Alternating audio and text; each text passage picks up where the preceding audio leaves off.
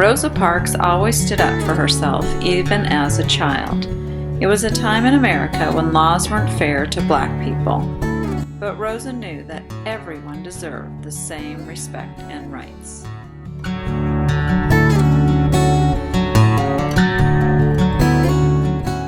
I Am Rosa Parks. Written by Brad Meltzer, illustrated by Christopher Eliopoulos.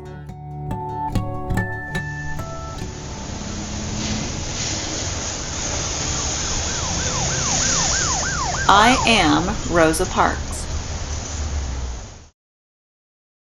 Growing up, I was small for my age. I was sick a lot too, since we didn't have money for a doctor. I'm not that short. Looks like you are.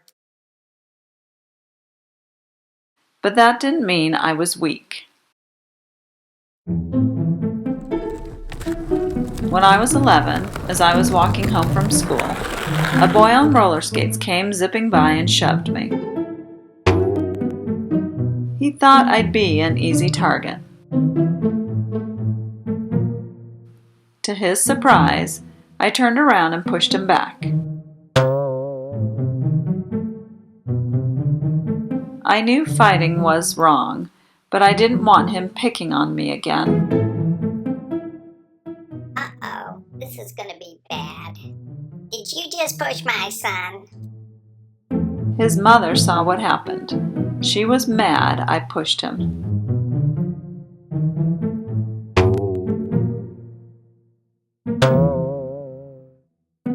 But you know what made her even madder? I was black, and her son was white. She immediately started yelling. I'll have you put in jail. You'll never get out again. No question it was scary, but my mother and grandfather taught me to respect myself and to expect respect from others.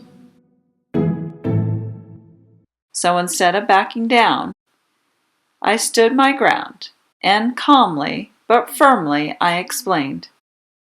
Your son was the one who pushed me. I didn't bother him at all. I wasn't just standing up to that mom, or even to the boy on roller skates. I was standing up for myself. After that, the boy and his mom never bothered me again.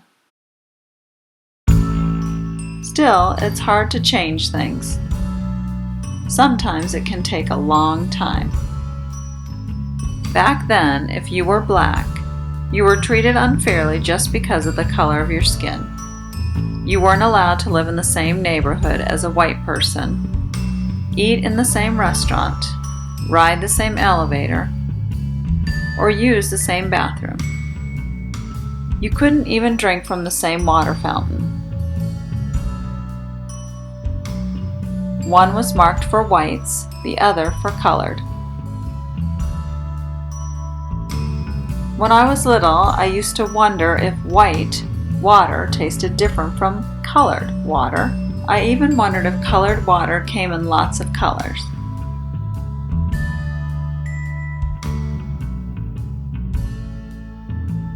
But it didn't. The only difference was I had to walk outside or even down the block to get mine.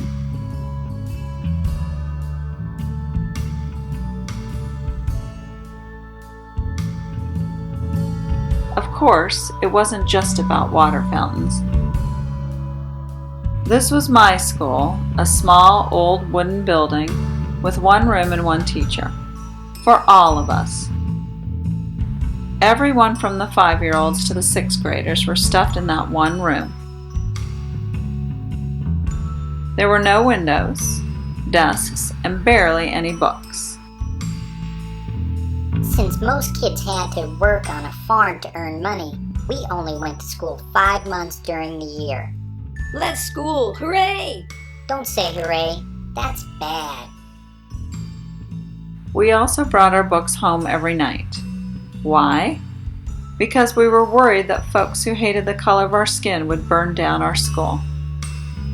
Now here's the school for the kids who were white. Notice the difference? It was a new brick building with beautiful windows, new desks, and plenty of books. plus a playground. They went to school 9 months out of the year since they weren't working in the fields like we were. Now we can say hooray. No, there's no hooray about this. Also, if you were black, you had to walk to school. If you were white, you got to take a bus. The worst part was when I'd walk home with my brother, the kids on the bus would throw trash at us. It made me feel horrible. But there were no civil rights back then. The only solution was to move off the road. And really, what kind of solution is that? As I got older, things didn't change much. One winter, I was waiting for the local city bus. If you were black, you had to ride in the back. If you were white, you rode up front. On that day, the back of the bus was packed. There's no room in here, lady. But there were plenty of seats in the front. I was just trying to find a place to sit. But as I entered through the front door of the bus, I tried to explain that there was no room to get in through the back. What do you think you're doing? You need to get off and use the back door. Only whites can come in the front. But I'm already in. The driver didn't care. He wanted me off the bus. He grabbed me by my coat sleeve. I dropped my purse near the front door. To pick it up, I sat in the front seat, a white seat. It made the driver madder than ever. That's it. Get out. Get off my bus. That's what he called it. My bus. As if it were his. The bus wasn't his, though. It belonged to all of us. Still that afternoon, the driver got his way. He kicked me off. See you soon. Yes, you will.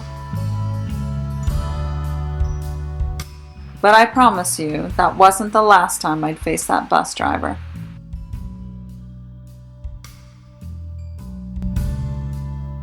From there, in addition to working as a seamstress, I started working to change things.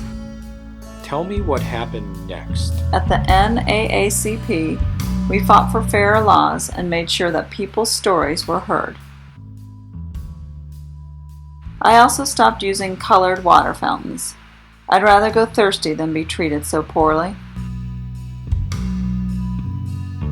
It was the same with separate elevators.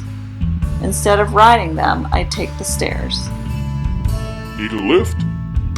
No thanks. But as for real change, even I didn't know what was coming. It was the end of a busy Thursday. I was 42 years old and on the bus going home. This time I was sitting in the first row of seats that were allowed for black people. There was one man next to me and two women across from me.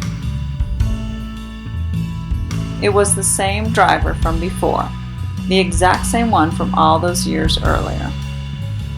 At the third stop, a few white people got on, filling the rest of the empty seats. There was one white person left standing, so the driver told those of us in my row, Let me have those front seats. At first, none of us moved. But when he asked again, Y'all better make it light on yourselves and let me have those seats. the other three people got up. I stayed right where I was.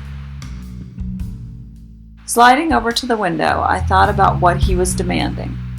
He wanted to take my seat away. Come on, get up. He wanted to give it to that man. And why? Because I was black and the man was white. I knew what the rules said, but I also knew in my heart that's not how you treat people. Without a doubt, the driver was mad, but I never lost my cool, never raised my voice.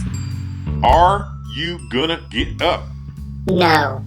Well, I'm gonna have you arrested. You may. Go on and do so. People say that the reason I refused to give up my seat was because I was tired. And I was. But it wasn't the kind of tired that came from aching feet. The only tired I was tired of giving in. Before me, there were other brave women who had refused to give up their seats. Still, on that day, for violating the rules of Montgomery, Alabama, I got arrested. But by standing up for myself, I ignited a movement. From there, the Montgomery bus boycott began. For 381 days, that's well over a year, all blacks in the city, and even a few whites, refused to ride the public buses.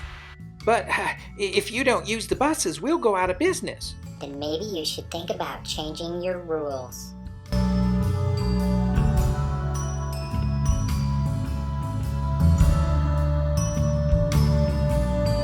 Finally, the rules were changed.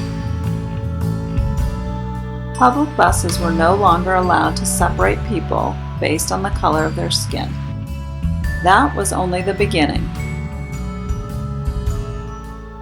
Eventually, we were allowed to drink from the same water fountains, ride the same elevators, and yes, go to the same schools. In the Declaration of Independence, Thomas Jefferson wrote that we're all created equal. Finally, the nation was starting to act like it. Now can we say hooray? Soon. We're close. Of course, that didn't mean the fight was over. There were thousands of other people just like that bus driver. But after hearing how I didn't give up my seat, there were now thousands more people just like me. Together, inspired, and committed to justice. My name's Martin. Want to hear a rough draft of my speech? You bet I do. In my life, people tried to knock me down. Tried to make me feel less than I was. They teased me for being small, being black, being different. Let me be clear, no one should be able to do that. But if they try, you must stand strong. Stand for what's right. Stand up for yourself, even if it means sitting down. When you do, others will follow. What's the medal? It's the Congressional Gold Medal, one of the government's highest honors. George Washington got one too. Cool. Now can I say hooray? Go for it. Hooray! I am Rosa Parks. I'm not a politician, or a president, or an actor, or a famous business owner. I'm just an ordinary person. But I'm also proof that there's no such thing as an ordinary person. I hope you'll always stand up for yourself, and I hope you'll remember that we're all in this together.